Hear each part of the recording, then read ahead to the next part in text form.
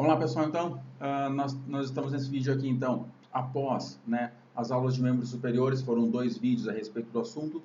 A ideia desse vídeo, então, é responder algumas questões sobre esse conteúdo e, basicamente, não fazer uma revisão desse conteúdo também, né? Então, nós vamos abordar todas as partes do nosso material, né, e tirar qualquer dúvida que ainda tenha ainda a respeito desse material, tá? Além disso, nós temos os grupos que após esse vídeo aqui, o pessoal vai poder, então, né, vocês podem entrar em contato comigo pelos grupos para poder, então, tirar qualquer dúvida que tenha a respeito do material, para deixar tudo o mais completo possível e o mais correto possível, beleza? Bom, deixei aqui, então, né, tá junto aqui o material para a gente poder, para ficar mais fácil de nos guiar, tá? E aí, então, a gente vai trabalhando com as questões numa sequência, para ficar mais fácil de lembrar, beleza? Deixa eu colocar então aqui só o meu material e vamos começar. Bom, seguinte, a primeira questão que nós temos ali é a respeito, né, a primeira informação que nós temos é a respeito da divisão do membro superior, tá? O membro superior, então, ele vai ser dividido da seguinte maneira. Primeiro que o membro superior, ou símbolo do membro superior, certo? O membro superior, então, ele é o esqueleto apendicular, tá? Então, nós temos região de escápula, húmero, radiúna e mãos. Essa é a nossa divisão de membro superior, ou símbolo do membro superior, né, por se tratar, então, do esqueleto apendicular. Tá? Embora nós tenhamos falado sobre costelas, externo, clavícula, essas são estruturas de caixa torácica e não de membros superiores, certo? Aqui, né, nós estamos falando apenas sobre membros superiores, beleza? Então, escápula, húmero, radiúna e mãos. Se quiser colocar braço e antebraço, não tem problema nenhum, só, né, colocamos ali os ossos para ficar bem certinho qual é o ponto que a gente precisa, beleza? Bom, na questão seguinte a gente fala sobre os ângulos da escápula. E aí, deixa eu colocar aqui no nosso material, vou colocar lá exatamente no ponto que nós paramos, para a gente poder então trabalhar direitinho. Deixa eu só arrumar um pouquinho aqui para ficar um pouco mais fácil de ver. Bom, nós tínhamos comentado a respeito sobre o ângulo da escápula, né, ou os ângulos da escápula, certo? Até tinha pedido para vocês, né, para que vocês pesquisassem a respeito de algumas informações. Eu marquei, né, na aula, eu marquei algumas informações para que vocês pudessem buscar dentro do Google, dentro de alguma bibliografia, né, de alguma maneira. Embora eu tenha falado sobre, eu comentei na aula sobre esses pontos, né, então não é nada que eu não tenha comentado a respeito. Bom, o que nós temos então sobre ângulos? Ângulos nós temos então 3, tá? Nós temos o ângulo superior, o ângulo inferior e o ângulo medial, certo? Cuidado, a diferença entre medial e médio, tá? O médio, normalmente, a referência de médio é estar no meio, entre algo, tá? Aqui o medial é pelo fato de estar na região medial, né, ou mais próximo do centro do corpo, por isso o medial, tá? Então, ângulo superior, ângulo inferior e ângulo medial, certo? Na questão seguinte, fala sobre as margens da escápula, tá? Então, nas margens da escápula, nós temos então aqui três também, tá? Nós temos a margem superior, que nós comentamos no número 6, né? A margem superior. Nós temos ainda também a margem medial, que é toda essa parte do ângulo superior aqui até o ângulo inferior, passando pelo ângulo medial. Então, toda essa linha aqui é, então, a margem medial e aqui a margem lateral, certo? Então, essas são as 3 margens que nós temos para a escápula, beleza? Bom, na questão seguinte fala sobre localização da espinha da escápula. A espinha da escápula, então, ela está na região posterior, essa é a espinha, então essa é a área onde está o cursor, é a área da espinha da escápula. Tá? Então, ela vem lá da parte de trás da escápula, desde esse ponto aqui, ela vem aqui por trás, na região posterior, e aí depois na ponta, bem na lateral da escápula, ela deixa de ser espinha e se torna acromo. Tá? Então, a espinha da escápula está localizada na região posterior da escápula e na lateral, por consequência, né, na lateral aqui da escápula, ela deixa de ser espinha e se transforma em acrômio. Beleza? Essa é a resposta, então, a respeito dessa questão. Tá? O acrômio, então, a gente observando o acrômio na questão seguinte. O acrômio está localizado em que posição comparando com a cabeça do húmero? Tá? Então, deixa eu voltar uma imagem aqui para a gente poder ver. Então, aqui, nós temos uma imagem onde nós temos, então, a cabeça do húmero. E a gente percebe, então, que o acrômio está na região superior, está acima. Então, o acrômio ele é superior à região da cabeça do húmero. Tá? Então, só para a gente poder entender, ver anatomicamente onde é que ela fica e radiologicamente falando também onde é que ela fica. Né? Então, o acrômio, aqui número 3, o acrômio ele fica superior à cabeça do húmero. Certo? Bom, na seguinte fala sobre a função de cavidade glenoide. Tá? Então, a função da cavidade glenoide, então está aqui a cavidade, que é o meu número 2, cavidade glenoide, tá? Que a cavidade glenoide, cuidado, a cavidade glenoide não é a articulação, tá? A cavidade glenoide é a área da escápula. A área da escápula. Deixa eu colocar outra imagem aqui. Ó. Cadê? Calma aí que eu me perdi. Aí. A cavidade glenoide é apenas a área da escápula, sem húmero aqui, a área da escápula que vai permitir com que a cabeça do húmero se articule. Essa é a função.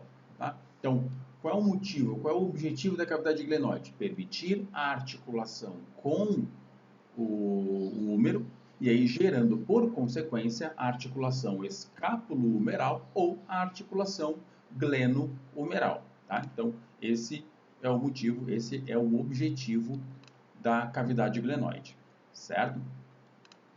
Então tá. Na seguinte fala sobre o nome da articulação, pô, acabei de falar, né? O nome da articulação do húmero com a escápula, então nós temos a articulação, deixa eu colocar na imagem seguinte aqui, nós temos então a articulação escápulo-humeral ou articulação gleno-humeral. Tá? Qualquer uma das duas é mudança de bibliografia, não vai ter diferença nenhuma. Tá? Então, bem tranquilo sobre isso. Certo? Na seguinte, fala sobre... Vou pegar aqui. Na seguinte, fala sobre divisão da clavícula. Tá? A clavícula, então, já tínhamos trabalhado a respeito. A clavícula, então, ela é dividida em 3 partes. Tá? Então, tá aqui, ó, número 1, número 2 e número 3. Então, de novo, todo osso longo, ele é dividido em 3 partes, não importa o tamanho. O formato longo, tá? Dentro da divisão, só um pequeno cuidado, que dentro da divisão óssea, tá? Nós temos uma divisão de ossos longos e ossos alongados. Tá? São coisas diferentes. Tá? O osso longo é um osso comprido, né? Não importa o tamanho dele, é um osso comprido que tem, então, internamente seu canal medular, tá? Tipo o tutano do osso. Essa é mais ou menos a ideia, tá? Então, tem esse canal medular. O osso alongado como, por exemplo, as costelas. As costelas, elas são ossos longos ou alongados, porém, internamente não tem esse canal medular, tá? Ele é um osso mais rígido, tá? Ele não tem essa parte interna. Então, ossos longos, né? Então tem esse canal medular dentro do próprio osso, beleza? Então, aqui no osso longo, então, não importa, o osso longo não tem relação nenhuma com o tamanho, tá? Ele pode ser pequeno e longo, já tem essa divisão. Aqui para a nossa divisão, então, de clavícula, nós temos, então, divisão em 3 partes, então, 2 epífises, né, 2 pontas, 2 epífises, e uma, por consequência, uma diáfise. Tá? Então, nós temos a epífise, a epífise lateral e a epífise medial. Tá? Por que mudou? Porque nós estamos acostumados a falar epífise proximal, epífise distal e diáfise. Por que aqui muda? Porque o osso agora está na horizontal, ele está na transversal. Isso faz com que a referência não seja mais proximal e distal. Agora a referência é medial e lateral, pelo fato de ele estar deitado. Certo? Então, epífise lateral e epífise medial. Certo? Por consequência, a diáfise. Certo? Também eu posso colocar aqui como extremidade. Extremidade acromial, que é a mesma coisa que epífise lateral, e extremidade external, que também é a mesma coisa que epífise medial. Tá? Então, são duas nomenclaturas diferentes que vão indicar a mesma área, certo? Então, tá. Então, essa é a nossa divisão da clavícula. Bom, e aí nós temos, então, na sequência, as articulações relacionadas com a clavícula. Então, nós temos aqui duas articulações, né? Número 4 e número 5.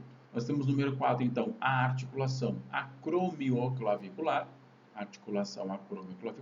e a articulação externoclavicular, tá? Essas são as duas articulações relacionadas com a clavícula, beleza? Na questão seguinte fala de acordo com o formato da clavícula, como é que a gente, né, qual é a epífise mais superior e qual é mais inferior. Eu já tinha comentado isso na aula, né, lá no segundo vídeo que a gente falou sobre o assunto, né, sobre membros superiores, a segunda parte. E aí então aqui, ó, nós temos essa imagem anatômica então da clavícula. A gente percebe, né, que essa parte, essa epífise, ela está mais alta em relação a essa aqui. Essa aqui está um pouco mais inferior, mais superior, outra mais inferior. Por que ela é assim? Ele tem esse formato para poder ligar duas áreas. Vai ligar a área do acrômio com ao externo. Então, como são alturas diferentes, o acrômio está aqui em cima e o externo está aqui mais inferior, mais para baixo, ele tem que fazer essa curva para poder ligar uma estrutura a outra. Então, essa área mais superior e mais inferior. Então, por consequência, a área mais superior, mais para cima, é a região, então, lateral, que se comunica com o acrômio. A região mais inferior da clavícula é a região medial, que se comunica, então, com o externo. Tá? Então, eu sei, observando a anatomia, a gente consegue perceber essa diferença. Só pelo formato a gente consegue perceber quem é epífise medial, quem é epífise lateral, pela altura das suas epífises. Beleza? Então tá. Na próxima questão, então, a gente fala sobre... Deixa eu colocar aqui. Calma aí. Na próxima questão, a gente fala sobre divisão dos ossos do antebraço. Tá? Então, vamos lá nos ossos do antebraço. Tá? Bom, o que nós temos, então, de ossos do antebraço? Primeiro, eu não tenho nenhuma imagem aqui que fale sobre o rádio e una juntos. Tá? Até porque eu prefiro priorizar determinadas áreas do que mostrar um osso longo e acabar perdendo um pouco de qualidade na hora de identificar as estruturas. Tá? Então, nós temos para antebraço, né? A pergunta ela fala a seguinte: como são divididos os ossos do antebraço e quem é medial e quem é lateral? Tá? Então, o antebraço ele é dividido então em dois ossos, né? Nós temos o rádio e a una, certo? E aí nós temos aquele esqueminha, né? Nós temos a anteninha por consequência, esse é o rádio, porque o rádio tem antena. Então, a anteninha e o rádio, então, né? Então, se esse é o rádio, por consequência, esse é a una, ou essa é a una. Tá? Então, o antebraço dividido em dois ossos, né? Rádio e una, e aí então o rádio ele é lateral e a una ele é medial, certo? Nada que a gente já não tenha visto numa aula inicial de anatomia, tá? Também ele pode, só para complementar essa questão, né? Pelo fato de ser um osso longo, também rádio e una serem ossos longos, existem aquela mesma divisão, duas epífises, né? Então tá aqui epífise distal, epífise proximal e diáfise, tá? Então, continua sendo, é um osso longo, continua sendo essa mesma referência, duas epífises, no caso, uma proximal e uma distal, e uma diáfise, certo? Na sequência, fala sobre estruturas encontradas, né, estruturas visualizadas na epífise proximal do antebraço. Então, na epífise proximal do antebraço, então, epífise proximal, está aqui, essas são as estruturas que estão referentes à epífise proximal do antebraço, região do cotovelo. Tá? O que nós temos de informação aqui? Então, primeiro, vamos por parte, né, por região. Então, no rádio, o que nós temos? A cabeça, o colo, né? A gente já sabe que toda cabeça logo abaixo tem um colo. Então, cabeça, colo e tuberosidade do rádio. Essas são as três estruturas que nós trabalhamos a respeito da região proximal, né, da epífise proximal do rádio. Para a una, o que nós temos? Nós temos incisura ulnar, que é a estrutura entre, né, uma estrutura que se comunica à cabeça do rádio. Então, a incisura ulnar, processo coronoide. Essa imagem que ela facilita melhor também. Então, processo coronoide, incisura troclear e olecranon. Então, o que nós temos de estrutura da una? Nós temos incisura unar, que vai se comunicar com a cabeça do rádio, incisura unar, processo coronoide, incisura troclear, que é a estrutura que se comunica com a tróclea, número, e o olecranon. Tá? Então, essas são as estruturas, as informações que nós estamos observando aqui, nós estamos trabalhando na epífise proximal do antebraço, tá? Tanto rádio quanto una. Nós dividimos rádio e una para ficar mais fácil de lembrar, beleza? Na seguinte fala sobre a epífise distal do antebraço. Então, vamos lá. Na epífise distal do antebraço, tá aqui. Ó. Então, a epífise distal, vou começar aqui pela imagem radiográfica, porque já tem a numeração aqui, fica mais fácil. E aí depois a gente volta ali para a imagem anatômica para finalizar, né, essa resposta aqui, tá? Então, temos aqui então, rádio una, então esse é o rádio, que é o maior aqui na região perto do punho é o maior e a una é o menor, tá? No cotovelo essas informações elas invertem, né? O rádio perto do cotovelo é menor e a una é maior. E aqui perto do punho, né, do carpo, o rádio maior e a una menor. Bom, no rádio então, o que nós temos? Nós temos então aqui o processo estiloide, número 9 aqui, processo estiloide ou processo estiloide do rádio, tá? Já que nós temos outro processo estiloide. Então, o processo estiloide do rádio. Nós temos a incisura cárpica, né? Já tinha comentado a respeito sobre, já tinha explicado sobre, então, incisura cárpica e a incisura radial, tá? É aquela comunicação que permite a cabeça da una se comunicar ao rádio. Então, das estruturas do rádio, processo estiloide, incisura cárpica e incisura radial. E na una, cabeça da una e processo estiloide da una. Então, são dois processos estiloides. Um do rádio, na ponta, aqui na parte lateral, e o medial aqui da una. Tá? Eu tinha explicado a respeito sobre essas duas estruturas também. Tá? Então, no rádio, processo estiloide do rádio, incisura cárpica e incisura radial, da una, cabeça da una e processo estiloide da una. Tá? Na imagem anatômica aqui, então, aqui é a mesma coisa. Processo estiloide do rádio, incisura cárpica, incisura radial, cabeça da una e processo estiloide da una. Certo? Então, essas são as estruturas da região distal, da epífise distal do antebraço, divididos em rádio e una. Tá?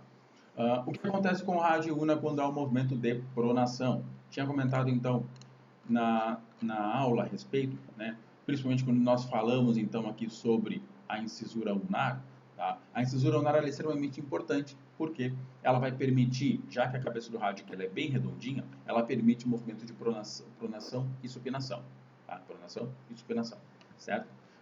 Essa pronação, então, e supinação, ela é feita por essa articulação aqui, por essa região aqui. Tá? Então, o que me fala ali? O que acontece com o rádio e a una? Então, quando eu tenho o movimento de pronação e supinação, tá? Então, quando eu tenho aqui a supinação, quando eu faço o movimento de pronação, tá? Eu tenho os ossos do antebraço em forma de X. Tá? Então, eles estão um ao lado do outro. Quando eu faço, então, o movimento de pronação, eles se curvam. Tá? O rádio, na verdade, vai ficar em cima da una. Tá? Então, é isso que acontece no antebraço quando eu tenho movimento de pronação. O rádio, ele fica por cima da una, certo? Na sequência, fala ali na imagem radiográfica AP do cotovelo, né? É possível visualizar corretamente ali, então é possível visualizar o processo coronoide de maneira clara? Sim ou não e por quê? Então vamos lá para a imagem radiográfica. Bom, primeiro, o processo coronoide ele não é possível ter uma boa visualização dele. Tá? Por quê? É uma estrutura pequena. Isso faz com que eu não tenha uma clareza na visualização, certo? Então, quando a gente observa a imagem, a gente consegue ter uma noção que ela está aproximadamente nessa área aqui. Só que ela não tem uma boa definição, não está escrito, não está claramente demonstrado, ó, esse é o processo coronoide. Tá? Então, eu sei que a região, pela anatomia, eu sei que a região é aproximadamente aqui, mas eu não tenho uma boa definição dela. Tá? Eu não vejo de maneira clara, que nem aqui. Ó. Aqui eu consigo ver essa margem branca, eu consigo ver a região do olecranon de maneira clara. Tá? Clara no sentido de maneira fácil de identificar. Tá? Já o processo coronoide não, porque ele é pequeno, e estruturas pequenas, né, estruturas ósseas pequenas, elas tendem a não ter uma boa visualização quando eu tenho, né, um nível de sobreposição aqui até grande, certo? Então, por isso aqui, nessa questão, né, se é possível visualizar o processo coronoide de maneira clara na imagem AP, não é possível, né, devido a sobreposições de estruturas, certo? Então, maravilha. Na sequência fala sobre divisão do húmero. Então, o húmero, ele é dividido então, né, é um osso longo dividido como? Duas epífises e uma diáfise. Então, epífise proximal, diáfise e epífise distal, certo? Então, é a mesma divisão de um osso longo qualquer. O rádio e o una a gente divide dessa maneira, o húmero a gente divide dessa maneira, os ossos da mão a gente divide, né, ali os metacarpos e falângeas dessa maneira também, certo? Então, duas epífises, então o húmero dividido em duas epífises, epífise proximal, distal e diáfise, certo? Então, aqui nós temos a epífise distal, aqui a epífise proximal, certo? Beleza. Bom, na sequência fala estruturas anatômicas na epífise distal do húmero. Estruturas anatômicas da epífise distal do húmero. Então, na epífise distal, nós estamos falando desta área aqui, tá? Só arrumar. Desta área. Beleza, o que nós temos então de epífise distal do húmero aqui de estruturas? Nós temos então aqui o epicôndilo medial, né? Lembrando que o epi, né? O prefixo epi vem de acima, tá? Então ele é acima dos côndilos, que são aqui, né, o 3 e o número 4, o trócleo e capítulo. Então, o epicôndilo medial, epicôndilo lateral, a tróclea, que se comunica com a una, o capítulo, que se comunica com o rádio. Além disso, nós temos a fossa coronoide, tá? E nós temos a fossa olecraniana, ou fossa do olecrano. Tá? Então, a fossa coronoide está na região anterior do húmero. A fossa olecraniana ela está na região posterior do húmero. Tanto que aqui eu não consigo ver, né? Essa imagem aqui, eu não consigo ver a fossa olecraniana ou fossa do olecrano, porque ela está na parte de trás, ela está atrás do osso. Tá? Então, essas são as principais informações que nós temos a respeito da epífise distal do húmero. Epicôndilo medial, epicôndilo lateral, tróclea, capítulo, fossa coronoide e lá atrás, né, do outro lado, fossa do olecrano. Certo? Beleza. Estruturas da epífise proximal do húmero. Então, vamos lá para a epífise proximal do húmero. Tá aqui, então. Ó. Na epífise proximal, então, nós temos a cabeça. Calma aí. Nós temos a cabeça do húmero. Logo abaixo da cabeça, nós temos o colo. Então, o colo, no caso, o colo anatômico. Até porque nós temos um outro colo aqui, que é o número 3, que é o colo cirúrgico. Tá? Então, cabeça do húmero. Logo abaixo da cabeça, o colo, no caso, o colo anatômico. Lá embaixo, o colo cirúrgico. E nós temos, então, depois os tubérculos. O tubérculo maior, aqui na lateral. O tubérculo menor, aqui mais no meio. E entre um e o outro, nós temos o sulco intertubercular. Onde passa aqui, né, o tendão pro bíceps. Certo? Então, cabeça, colo, logo abaixo, colo anatômico, lá embaixo, colo cirúrgico, o maior aqui, tubérculo maior, o menor, né, mais medial, o tubérculo menor, e aí entre eles, essa faixa, o sulco intertubercular. Beleza? Então, essas são as estruturas da região proximal, da epífise proximal do húmero. Na próxima ele fala, né, ficou meio fora de sequência ali, mas tudo bem, a função da tróclide do capítulo, tá? Então, vamos voltar ali rapidinho para a função da tróclide do capítulo. Então, aqui, vamos colocar isso aqui. Ó, então, a tróclea e o capítulo, qual é a função delas? Permitir, então, fazer ou permitir a articulação com rádio e una, né? A tróclea vai se articular com a una, o capítulo vai se articular com o rádio. Essa articulação vai gerar movimento, que é o movimento de flexão e extensão, né? No movimento de dobradiça, certo? Então, a tróclea e capítulo tem a função de se articular com rádio e una, e aí, então, por consequência, gerar os movimentos de flexão e extensão, tá? Essa é a função, então, da tróclea e capítulo, beleza? Então, tá. Na sequência ali, né, quem é, em relação à tróclea e capítulo, quem é medial e quem é lateral? Bom, é só a gente observar aqui, nós sabemos que esse é o rádio, a gente sabe que o rádio ele é lateral, por consequência, o capítulo, ele é lateral. Por consequência, a una é medial, tróclea medial, beleza? Então, essa é a divisão, então, aqui, né, a localização de cada um deles.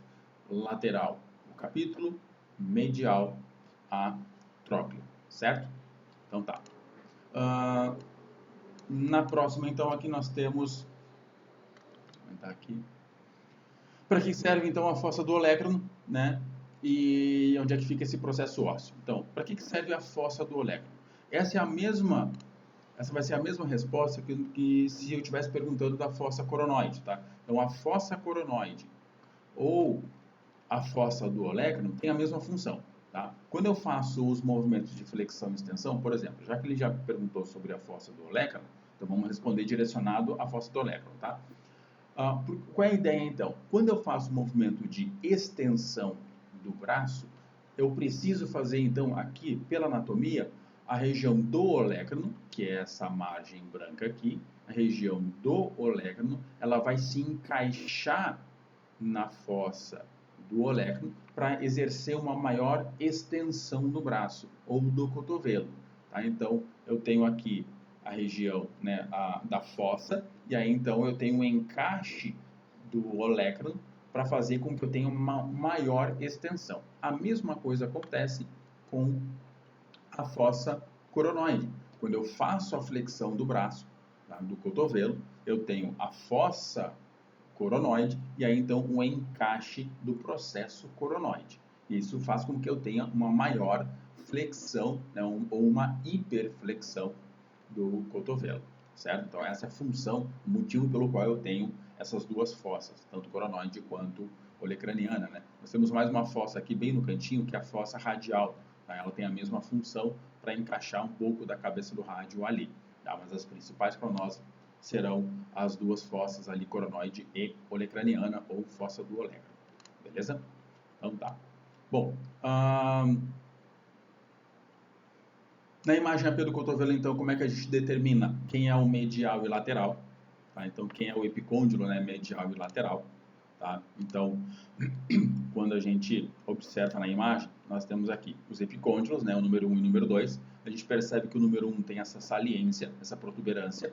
Tá? E essa é uma característica do epicôndilo medial. Tá? Se a gente posicionar, se a gente sentir na região medial, estica bem o braço, né? Na hora que esticar bem o braço, a gente vai perceber que tem um calombinho, é uma saliência aqui na região medial, é exatamente o epicôndilo medial. Tá? E aqui na imagem está ele. Nós temos essa saliência aqui, que é exatamente o epicôndilo medial. Então, como é que a gente sabe quem é quem? Né, o medial, ele é saliente, né? Ele é mais externo, né? Ela tem uma certa protuberância. Tá? Então, essa é a resposta sobre essa questão. Tá? Na imagem radiográfica AP do cotovelo, na próxima questão, né, fala ali na imagem AP do cotovelo, é possível visualizar a fossa coronoide e a fossa do olecrano? Na imagem radiográfica, é possível visualizar a fossa do olecrano. Está aqui, ó, que é aquele ponto de interrogação. Tá? Então, essa aqui é a fossa do olecrano. De novo, a fossa coronoide, ela é pequena e pelo fato de ser pequena, ela não tem uma boa visualização. Por isso que ela não aparece vem nessa imagem aqui. Tá? Na verdade, ela nem aparece direito. Tá? Então, apenas a imagem, né, a estrutura que eu tenho uma boa visualização é a região da fossa do olecno. Então, a fossa do olecno é bem visualizada e a fossa coronoide ela não é visualizada. Tá? Vai ficar bem gritante assim, essa diferença entre se é ou não é. Né, a olecraniana é visualizada e a coronoide não é visualizada. Dessa maneira fica mais fácil de entender, né, a respeito disso, certo? Beleza. Vamos para a próxima aqui. Nós temos na próxima ali divisão da mão. Então, vamos lá para a mão. Okay. Então, na mão, nós temos, né, nós começamos lá o conteúdo por mão. Então, na mão, nós temos a mão dividida em 3 partes. As partes, então, é a região de carpo, o punho, o pulso. Né? Então, carpo, metacarpo e falanges, de maneira geral, falange medial, proximal, distal e tal, né? Dedos. Tá? Então, carpo, metacarpo e falanges aqui, ou, né, resumindo, dedos. Tá? Essa é a divisão da mão, certo? Na sequência, fala a divisão do metacarpo. Bom, o metacarpo aqui, né, a gente percebe que é um osso longo. Pelo fato de ser um osso longo, tem aquelas mesmas divisões como se fosse um húmero ou um fêmur, tá? Dividida em 3 partes. Epífise proximal, porque está mais perto do carpo, diáfise e epífise distal, porque está mais distante do carpo. Qualquer um metacarpo será dessa maneira, como qualquer outra falange será dessa maneira também. Tá?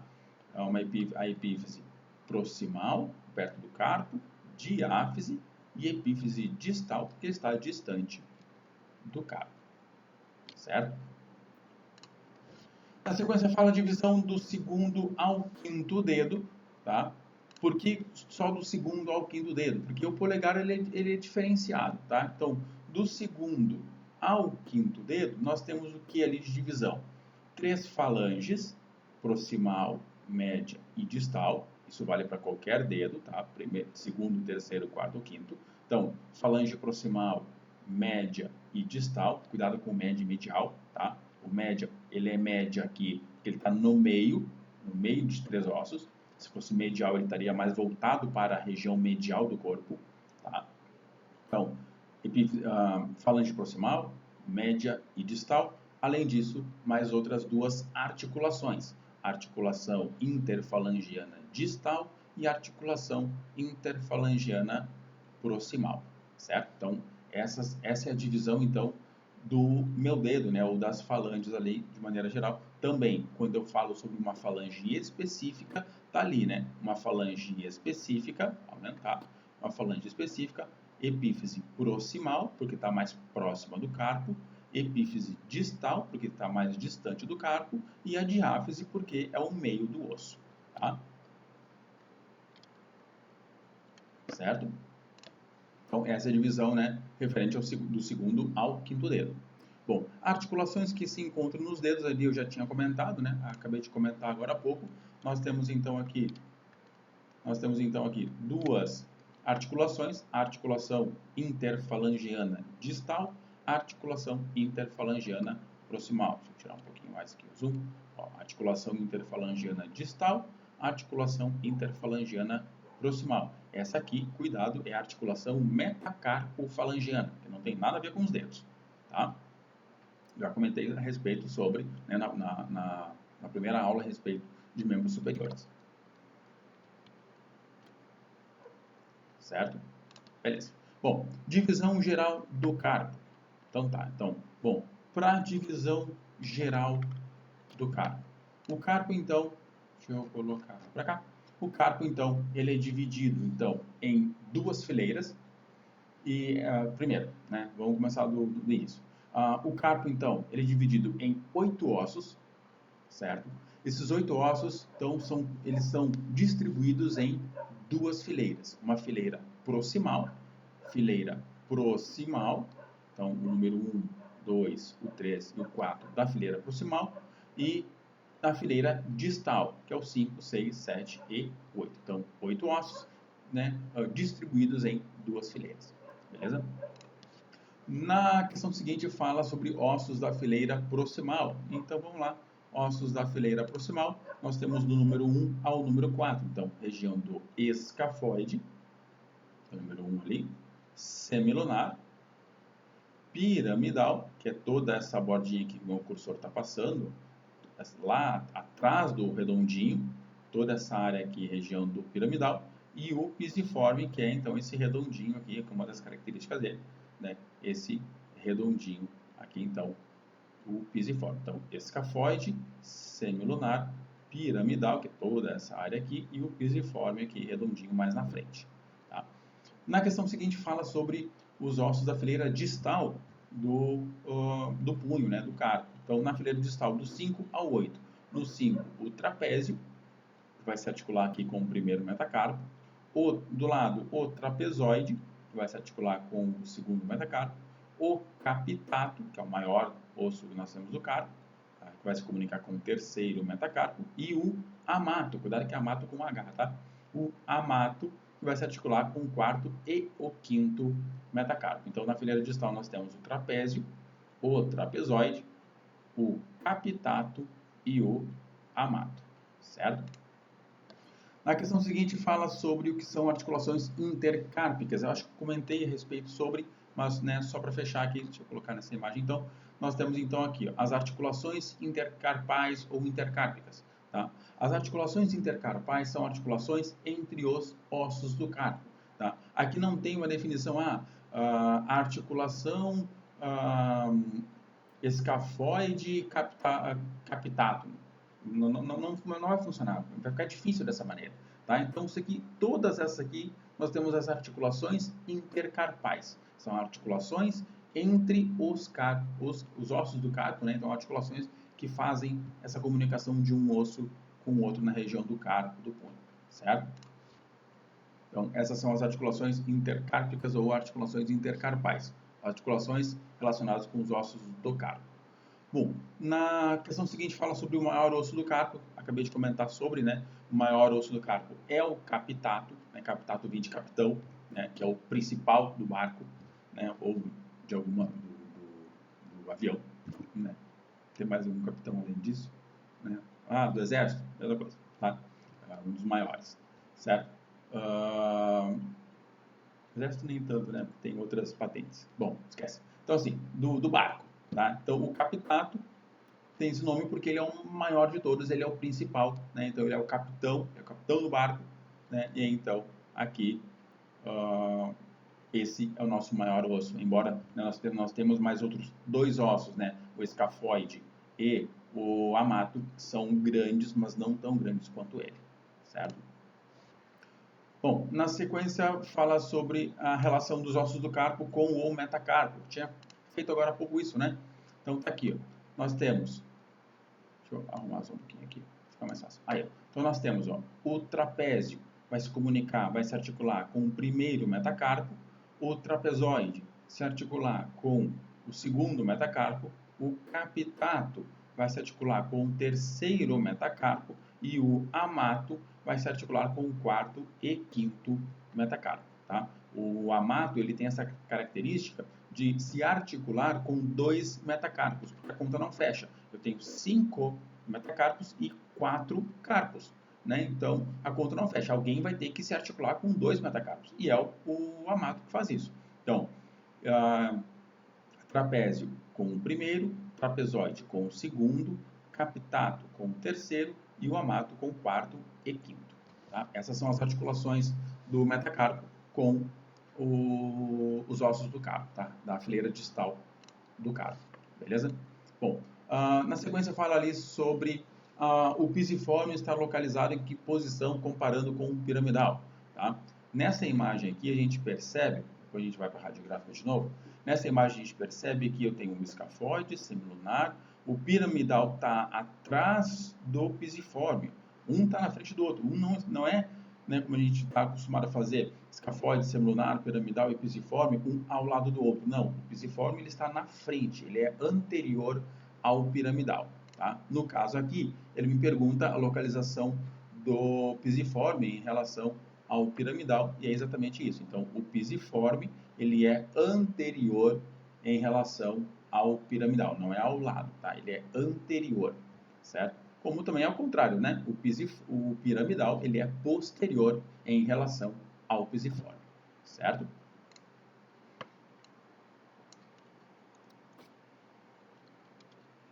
Continuando então aqui, nós temos divisão do externo. Então vamos lá para o externo. Aqui. Então, divisão do externo, então, o externo vai ser dividido em 3 partes. Nós temos o manúbrio, que é ali o número 1, o corpo, número 2, e processo xifoide, número 3. Tá? Então, manúbrio, corpo e processo xifoide. Essa é a nossa divisão do externo, beleza? Então, manúbrio, corpo e processo xifoide, número 1, 2 e 3. Na sequência fala sobre o manúbrio fazer contato com quais estruturas, isso na aula, né, eu comentei a respeito, então deixa eu aumentar um pouquinho aqui só para ficar mais fácil de poder mostrar. Então daqui, ó, o manúbrio, ele vai fazer contato, articulação, né, contato de maneira geral, com quais informações? Então o manúbrio ele vai fazer contato ou articulação com a clavícula, além disso vai fazer comunicação com a primeira costela, vai fazer comunicação com metade da segunda costela, né? Consegue perceber aqui, ó, essa linhazinha preta e essa linha preta? Eu tenho a segunda costela e essa segunda costela ela vai se dividir. Parte dessa cartilagem costal metade dessa cartilagem costal vai para o manúbrio e a outra metade vai para o corpo. Tá? Então, o manúbrio aqui está se comunicando com a clavícula, se comunicando com a primeira costela, com a metade da segunda costela e com o próprio corpo. Tá? Essa é a resposta sobre essa questão. Então, se comunica com clavícula, primeira costela, metade da segunda costela e o corpo. Certo? Mais um. Aí, beleza. Beleza. Na próxima, nós temos ali estrutura localizada, então, entre o manúbrio e o corpo. Então, vamos de novo ali. Entre o manúbrio e o corpo, nós temos essa, que é o nosso número 6 aqui, ó, essa região aqui. Então, nós temos o manúbrio, o corpo, e entre eles, então, nós temos o ângulo. Tá? Por que o ângulo? Ou ângulo manúbrio external. Por que ângulo? Quando a gente observa a imagem de lado, nós vamos perceber que a escápula ela não é reta. Okay? Ela não é reta. Ela é levemente curva. Desculpa, escápula não. O externo. Tá? O externo ele não é reto. Ele é levemente curvo. Então a gente percebe que eu tenho a região, por exemplo, do manúbrio aqui, e aí um ângulo que vai se comunicar com o corpo. Então esse é o motivo pelo qual é descrito como ângulo. Tá? Ele é ângulo porque existe uma angulação entre a área do manúbrio e o corpo. Tá? Então, a estrutura entre o manúbrio e o corpo é o ângulo manúbrio external, ou simplesmente ângulo, certo? Na sequência, então, ali, nome do corpo do externo, então, nome das estruturas do externo que faz contato com as cartilagens costais. Então, aqui nós temos as incisuras costais. Deixa eu aumentar de novo aqui, ó. Essas areazinhas pretas é o ponto de comunicação da cartilagem costal, em azul, com o externo. Então, nós temos aqui as incisuras costais. Essas incisuras são estruturas do externo que vão permitir que a cartilagem costal se comunique a eles. Tá? Então, incisuras costais. Vamos para a próxima aqui, vamos ver o que nós temos. Falando agora sobre costelas, né? Então, as costelas falsas têm contato direto com o externo. Bom, aqui a gente pode responder diretamente nessa aqui, né? Ó, então, primeiro, costelas nós temos 3 grupos, né? Nós temos as verdadeiras, falsas e flutuantes. As verdadeiras são classificadas por sair da vértebra e se comunicar diretamente com o externo. Então, a 3 aqui, por exemplo, né, nós temos aqui a 1, a 2 e A3, tá? Então, A3, ela é verdadeira. Por quê? Ela sai lá da coluna e se comunica direto com o externo. A falsa, ela sai lá da coluna, só que ela se comunica aqui, ó. Ela vai se comunicar, essa é uma falsa. Em vez de ela se comunicar direto com o externo, ela se comunica na cartilagem de cima, tá? Então, aqui nós temos a primeira, deixa eu colocar um pouquinho mais para cima aqui, ó. A primeira, segunda, terceira, quarta, quinta, sexta e sétima, ou seja, 7 costelas verdadeiras. Essa aqui é a 8ª costela, que já é uma falsa. A 8ª, 9ª e 10ª são as falsas, 11ª e 12ª são as flutuantes. Tá? Então ele me pergunta ali a respeito das costelas falsas, tem contato direto com o externo? Não. Esse contato é feito por meio das cartilagens, tá? Contato para montar a caixa torácica na parte inferior, as cartilagens que se comunicam uma à outra, e não a cartilagem diretamente no osso, né? Como se fosse uma furadeira, por exemplo. Certo? Na sequência, então, número de costelas existentes. Essa, né? É. Número de costelas existentes. Então, nós temos... podemos falar de duas maneiras, né? Nós podemos falar sobre costelas. Deixa eu colocar... Deixa eu baixar aqui um pouquinho e colocar, então, nessa aqui para ficar um pouquinho mais fácil. Tá? Então, aqui, ó, nós temos duas maneiras de falar. Nós podemos falar, são 12 pares de costelas. Então, é um número, né? Então, qual a quantidade, né? Deixa eu ver de novo como é que é a pergunta para não me perder. O número de costelas existentes. Então, eu posso dizer, são 12 pares de costelas, ou são 24 costelas. Tá? Então, são dois números, né? Só vai de acordo com como eu estou falando. São 12 pares de costelas, ou são 24 costelas ao todo, certo?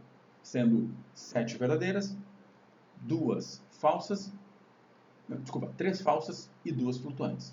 Então, 7 verdadeiras, 3 falsas e 2 flutuantes. Aí fecha as 12, né, os 12 pares de costela ou as 24 costelas.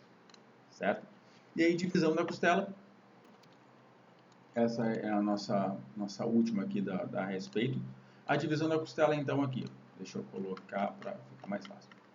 A divisão da costela é dividida em 3 partes. Tá? Nós temos, então, a cabeça, a letra A, que é a cabeça, tá? Com a face articular aqui. O tubérculo, com a face articular, e o ângulo. Então, a costela é dividida em 3 partes. Cabeça, a ponta aqui é a cabeça, tubérculo, logo atrás, e ângulo, certo? E lembrando que a letra B e a letra D são os pontos de comunicação da costela com a vértebra. Então, face articular aqui, ó, para o corpo da vértebra e face articular para o processo transverso, certo? Bom, acredito que tenha respondido todas as questões aqui a respeito, né, do material, tá? Acredito que eu tenha respondido de maneira, né, fácil de entender e direta para ficar mais fácil de entender também, né, sem me prolongar muito, sem deixar muito na dúvida a respeito dessas questões, tá? Os grupos estão abertos, então, né? O grupo está aberto para poder, então, a gente discutir a respeito, né? Dar uma lida, faz essas questões em casa, né? De preferência, faz a questão primeiro e depois olha o vídeo, senão não tem graça nenhuma, né? Não vai ter muito objetivo. Então, faz as primeiras questões e aí depois olha esse vídeo para poder, então, saber se realmente fez a resposta certa e tudo mais e tal, né? Mas quem quiser, né, fica sempre aberto aí, né? Eu não consigo controlar vocês, mas fica sempre aberto aí da maneira que vocês acham mais fácil de poder estudar, certo? Bom, os grupos, né, ficam à disposição aí, estou à disposição dos grupos para poder responder algumas questões a respeito do assunto. E aí, então, por enquanto, é isso. Certo, pessoal? Então tá, qualquer coisa me chame nos grupos aí que a gente vai debatendo a respeito, tá? Falou, até mais. Tchau, tchau.